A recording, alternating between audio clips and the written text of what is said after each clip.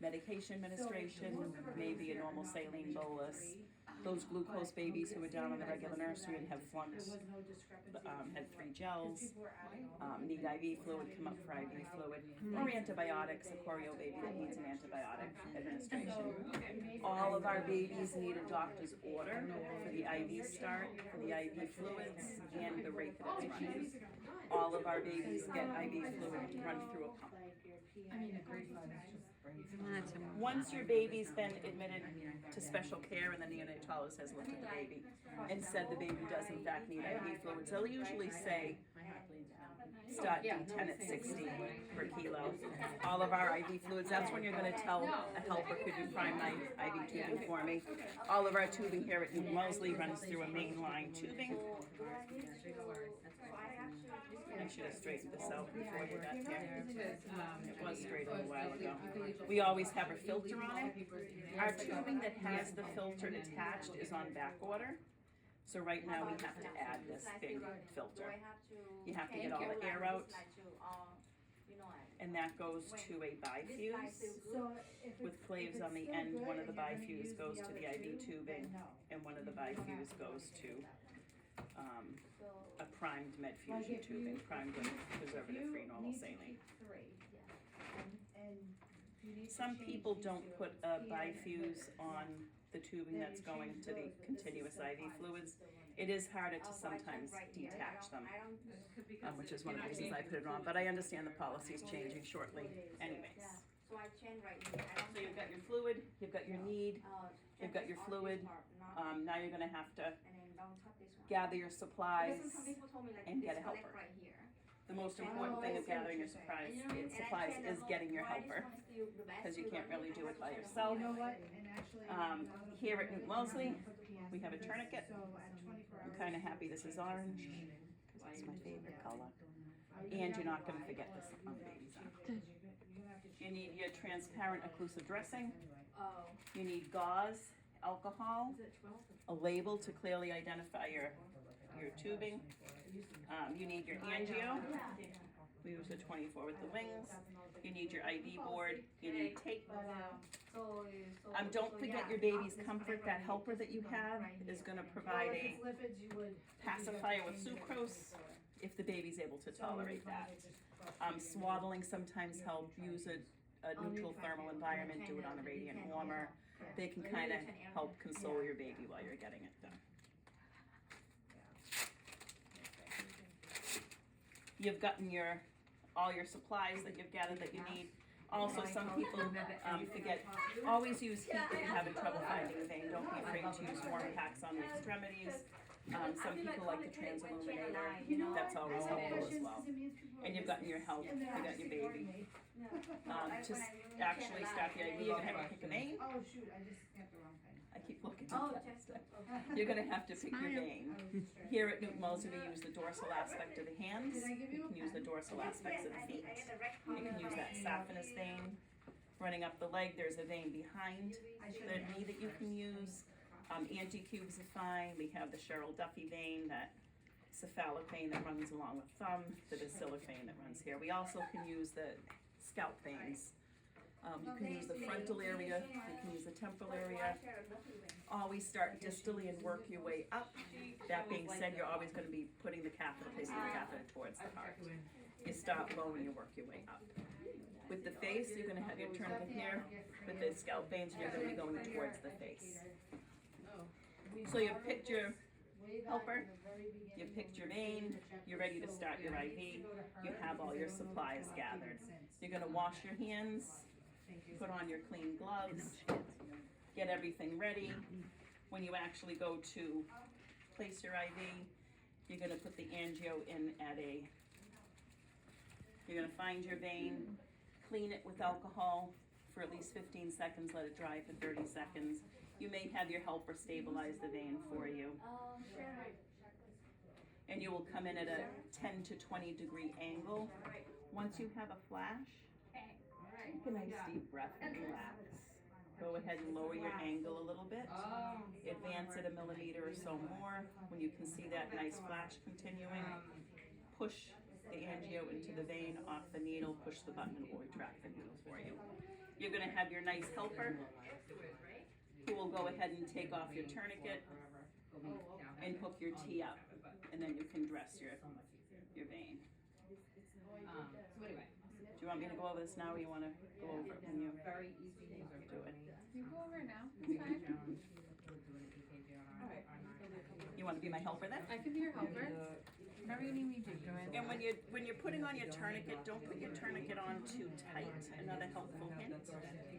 You wanna occlude venous return, but you don't wanna occlude arterial flow. And sometimes your helper will have to help stabilize the vein. Once I've said this is a really nice vein right here, I may say, Taylor, can you put a finger here just to help stabilize that vein? Ready yet? We're ready, yeah, the arm's turning blue. I have to turn it up a little bit. I have my little pile of alcohol. I have my thing. You were there. I'm gonna wash it with alcohol for 15 seconds. We'll let it dry, dry, dry, dry, dry. Of course, there's a shadow in the vein. Yeah, there is. Always inspect your catheter to make sure that there's no frayed edges and that it can turn actually. My vein is nicely washed. I'm gonna come in at a 10 to 20 degree angle, pierce the skin, take a deep breath, lower it a little bit, advance it a little more. We have that beautiful flash.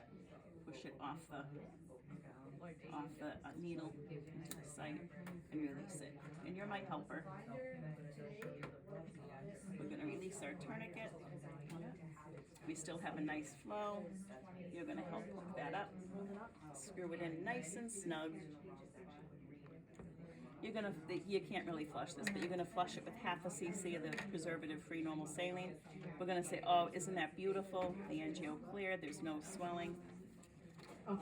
And this dressing just comes apart so nicely. And to place this, you have to make sure that your site is visible. So it has to be in the window.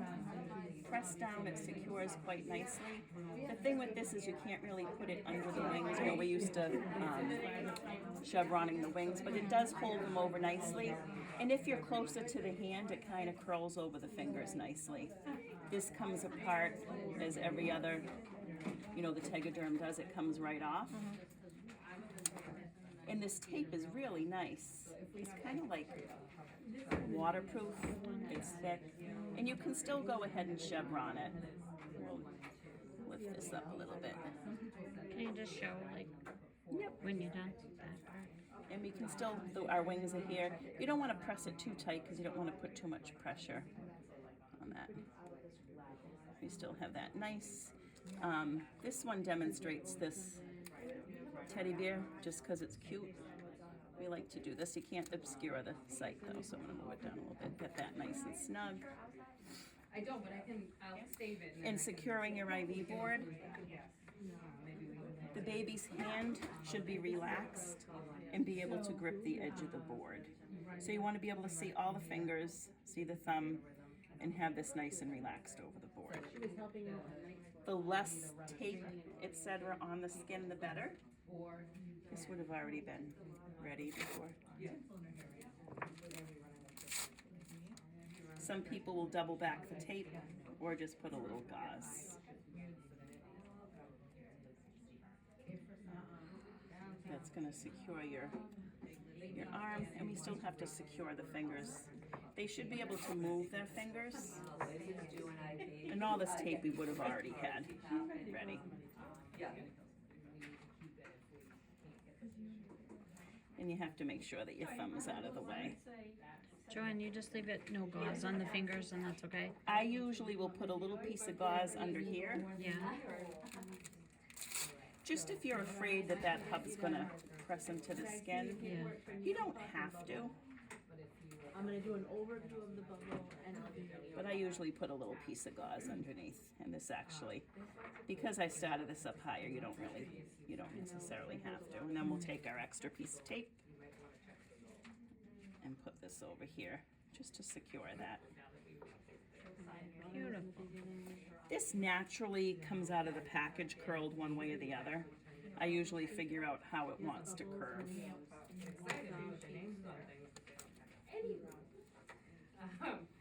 And we'll put a little tag here. I usually give a little extra pinch here so that you can actually, it has a little bit of grip to it. But that's nice and secure. Some people will put another piece of tape here, or X, that's fine. If you're afraid the parents are gonna get this stuck in something, you can go ahead and put a piece of tape over that as well. But here you have your, it's nice and secure. It's not going anywhere. I guess we should put one more piece of tape so that's not flying around. Once you've placed your IV, you need to scan your fluid, enter it into your medical record, add it to Avatar. I put a little tag here too, so there's a little bit of give here. You have to enter it into the Meditech. You have to enter it into Epic. That being said, it's going to ask you what size angio you used, where it was placed, what you cleaned the skin with, what comfort measures were used for the baby, and how many attempts it took and who placed the IV. Also, you're going to do an hourly assessment on the site. It's very important that you can assess the site every hour and that you can see the site. And there's a phlebotomy scale on our documentation when we add our peripheral IV. It's right on our documentation, so it's really kind of nice because it's a no-brainer and you can't forget to do it. You're gonna demonstrate. Some complications, you could have an infiltration, which is non-vesicant fluid that leaks around the insert, around the tissue. That's like D10 or some solution that doesn't have a lot of additives to it. And what you would do when you would stop the IV, pull the IV if it's not good, if it's infiltrated. It's a good time to have a conversation. If it's severe enough, you would let the neonatologist know to come look at it. Otherwise, you're going to have a conversation with the neonatologist. Is this a baby who has stable sugars? Is it not on antibiotics? Have we started feeds? Is this something that we can watch and just bump up their feeds a little bit? And if it's not and the baby has glucose instability or needs it for antibiotics for a 36-hour rule out, then you're going to go ahead and restart it. A more serious complication, extravasation, is when a vesicant fluid leaks into the tissue. It's the same as an infiltrate, but it's more caustic fluid, and it can do a lot more damage to that tissue. We do have an extravasation policy. And our policy states that you stop the fluid, you notify the neonatologist, they come to the bedside and they determine what to be done from there. Sometimes it's just a matter of monitoring the site, pulling the catheter. You don't pull it until they tell you to. Depending on how severe it is, sometimes they will order hyaluronidase, which is the medication that is in the refrigerator in the Omnicell. We always have one bottle that's not expired in the fridge. They would determine whether they needed to use that or not, depending on what the fluid is. Usually it's if we have peripheral TPN that infiltrates, it can be pretty bad. They draw it up in a 1 cc syringe, sub-Q, and they put 5 injection sites around the perimeter of that. Infiltrate, and it kind of, I don't know if you've ever seen it used, it kind of works like magic. It just like draws up that fluid, and it just, as they're doing the 5th stick and they change the needle with each stick, it just starts to change color and deflate. It works pretty well. Now that we run dopamine, that would require a different medication, phentolamine, that is in the pharmacy. I've never seen that used before, but I think it's under the same type of thing. Amy Jo Stone assures me that we do have a bottle in the pharmacy, and that the neonatologist would do that. If you have an extravasation, you have to fill out an incident report. That would be an SRS. And they'll give you guidance. Sometimes they need a surgical consult or wound care, and you would hourly document what that site looks like. Any questions? No? Would you like to try to place an IV? Very nice, Amy.